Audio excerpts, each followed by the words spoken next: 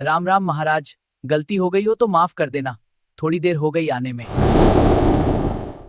अरे ओ छोटे, इतनी देर? लगता है जान की कदर नहीं है तुझे।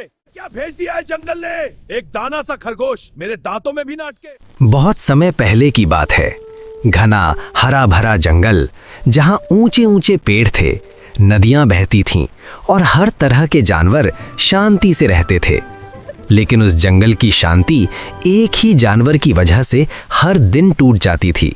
वो था शेर, जो खुद को जंगल का राजा कहता था, घमंड से भरा हुआ और ताकत के नशे में चूर।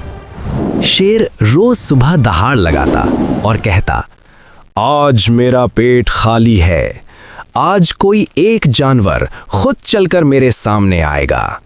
जंगल के सारे जानवर कांप जाते। कभी हिरन की बारी आती, कभी ज़ेब्रा की, कभी जंगली सूअर की। कोई मना नहीं कर सकता था, क्योंकि जो मना करता उसे उसी वक्त मार दिया जाता। धीरे धीरे जंगल डर का घर बन गया।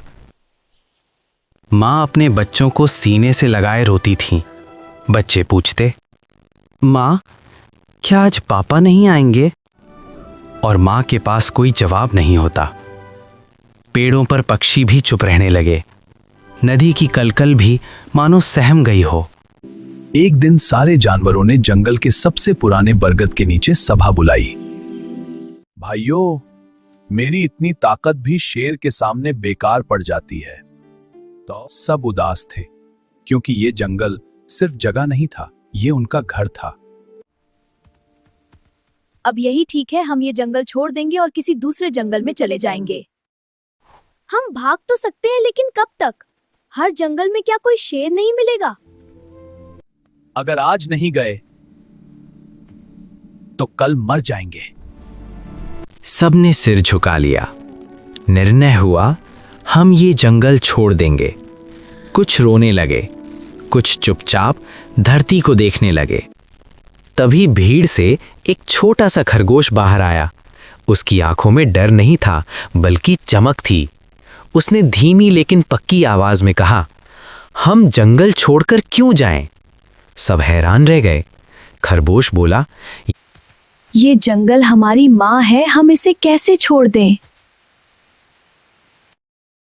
ये जंगल जितना शेर का है उतना ही हमारा भी है। हम भागेंगे तो वो राजा बन जाएगा और हम हमेशा डर में जिएंगे। तू छोटा है, डर नहीं लगता? डर लगता है, लेकिन गुलामी से कम। शेर हमें ताकत से हराता है, लेकिन उसके पास अकल नहीं है। उसका घमंड उसकी सबसे बड़ी कमजोरी है। ताकत का जवाब ताकत नहीं, अक्लें होती है। हमें शेर से लड़ना नहीं है, हमें उसे उसके घमंड से हराना है। सब जानवर सोच में पड़ गए। अगर तेरा प्लान फेल हुआ तो मेरी जान जाएगी, लेकिन अगर हम कुछ न करें तो सबकी जाएगी। हाथी बोला, पर तुम छोटे हो, क्या कर पाओगे? खरगोश मुस्कुराया, छोटा शरीर लेकिन बड़ा दिमाग। खरगोश ने कहा, कल शेर को खाना चाहिए होगा, आज मेरी बारी है। सब जानवर घबरा गए। नहीं, तुम मत जाओ। खरगोश बोला, डरो मत, मुझ पर भरोसा रखो। ठीक है, हम तुझ पर भरोसा करते हैं। हे जंगल माता, साथ देना।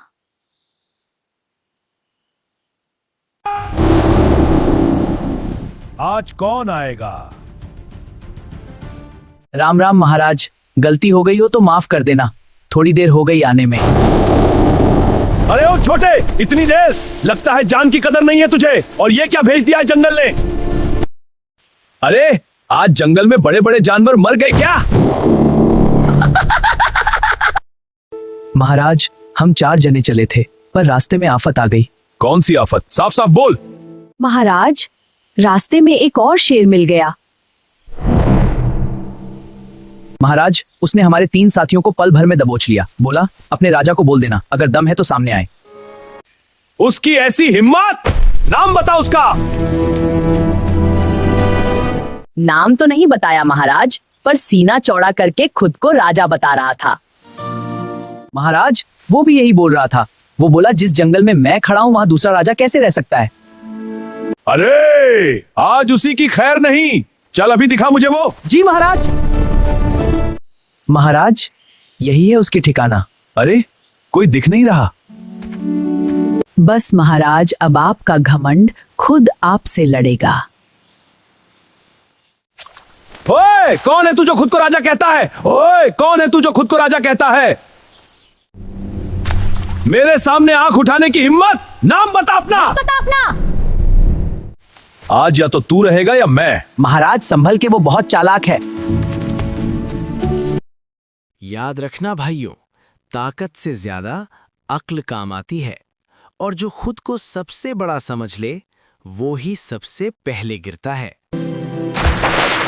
अब सुन लो जंगल वालों, अब न कोई राजा न कोई गुलाम, अब ये जंगल हम सबका है। अरे भैया, अगर हमारी कहानी पसंद आई हो ना तो लाइक ठोक देना, क्योंकि ऐसी मजेदार जंगल वाली कहानियां हम रोज लाते हैं। हाँ रे, सब्सक्राइब कर दे, अब मैं भी सुधर गया हूँ। लाइक करो, सब्सक्राइब करो और शेयर भी कर देना दोस्तों।